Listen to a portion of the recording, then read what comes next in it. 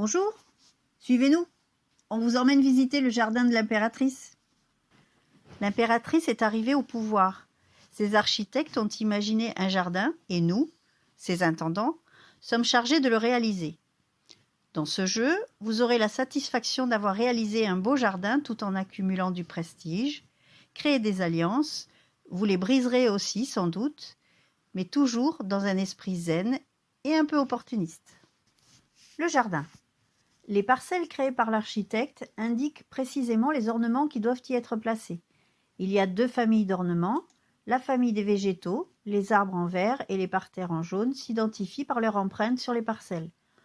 En cours de partie, on score grâce à la couleur des fleurs qui sont sur ces ornements.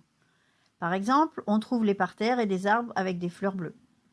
La famille des constructions, les cours d'eau en bleu et les constructions en rouge. Un aide de jeu indique la couleur, la forme, la quantité et les points de victoire de chaque ornement. Chaque joueur possède un plateau individuel où il peut marquer ses points de victoire, stocker ses meeples et activer les pouvoirs bonus. Pour pouvoir jardiner, il faut du personnel et de bons outils. Les cartes jardiniers sont 12 apprentis, 10 jardiniers, 8 maîtres jardiniers et les cartes outillage 12 binettes, 10 seaux et 8 brouettes. Mise en place du jeu. Chaque joueur choisit une couleur et prend son plateau individuel, ses meeples et ses curseurs. On place les 2 plateaux au centre de la table. La taille du jardin est déterminée en fonction du nombre de joueurs. Un joueur utilise les tuiles parcelles pour réaliser le plan du jardin et pendant ce temps, un autre joueur remplit les caisses d'ornements en suivant les indications de cartes prévues à cet effet. Le premier joueur est la dernière personne à avoir jardiné. On place alors le pion premier joueur entre lui et le dernier joueur du tour, puis, en partant du dernier joueur du tour et dans le sens anti-horaire, les joueurs prennent position sur une parcelle à l'aide de leurs 2 meeples offerts par l'impératrice. On va cumuler des points de victoire en cours de partie et à la fin. En cours de partie, chaque ornement pris dans les caisses et placé sur un emplacement rapporte des points de victoire, soit en fonction de la couleur des fleurs, des parterres ou des arbres, soit des points de victoire neutres pour tous les autres ornements. On peut également en gagner quand une parcelle de jardin est terminée.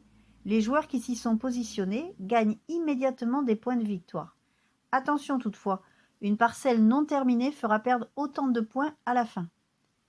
Pour les points de fin de partie, quand les joueurs sont majoritaires sur les différentes couleurs de fleurs, ils gagnent des bonus qu'ils ajoutent à leur score de couleurs déjà obtenu durant la partie. Par exemple, un joueur qui a 12 points en fleurs bleues et qui est majoritaire gagne un bonus de 8. Il score donc 20 points, qu'il ajoute à son score général.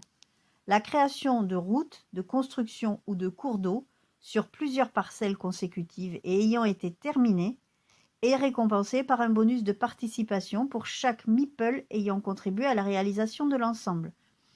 Le joueur qui totalise le plus de points de victoire gagne la partie. La partie se déroule en 3 manches composées de 2 phases. Phase 1, remplissage des caisses d'ornement. Pour la première manche, le remplissage des caisses est réalisé à l'installation du jeu. Pour les manches 2 et 3, les joueurs remplissent les caisses en prenant un ornement dans la boîte et en les positionnant dans les emplacements libres des caisses. Un joueur peut arrêter de placer des ornements quand il le souhaite. Il y a 3 règles à respecter. Il est interdit de bouger un ornement déjà placé.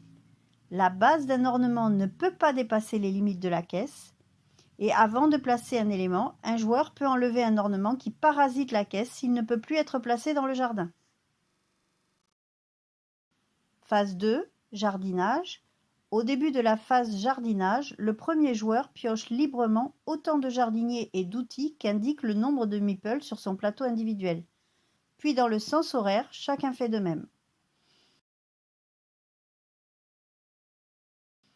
Un tour de jeu offre le choix parmi 2 actions possibles, plus, s'il le souhaite, une des actions bonus. Première action, prendre un ornement dans une des caisses en utilisant les jardiniers et les outils demandés, puis le placer sur un emplacement libre du jardin, à soi ou pas. Deuxième action, prendre le meeple qui est le plus à droite de son plateau individuel et le placer sur un emplacement libre d'une parcelle. On peut être 2 sur la même parcelle. En fonction de son emplacement, le joueur s'acquitte du coup, soit une carte jardinier, soit maître jardinier. La manche se termine quand tous les joueurs ont utilisé leur carte ou décidé d'arrêter. Action bonus. Il y a 4 types d'actions bonus possibles. Pour utiliser une de ces actions, le joueur doit dépenser un meeple qu'il place sur l'action qu'il souhaite utiliser. Premier bonus, piocher 2 cartes au choix. Second bonus, le meeple peut être utilisé comme n'importe quelle carte. Troisième bonus, un joueur peut prendre un ornement de la boîte de jeu et le place sur un espace libre dans une caisse. Il doit ensuite utiliser les jardiniers et les outils demandés pour pouvoir le prendre et le placer dans le jardin. Enfin, dernier bonus, permet de copier une des 3 actions précédentes.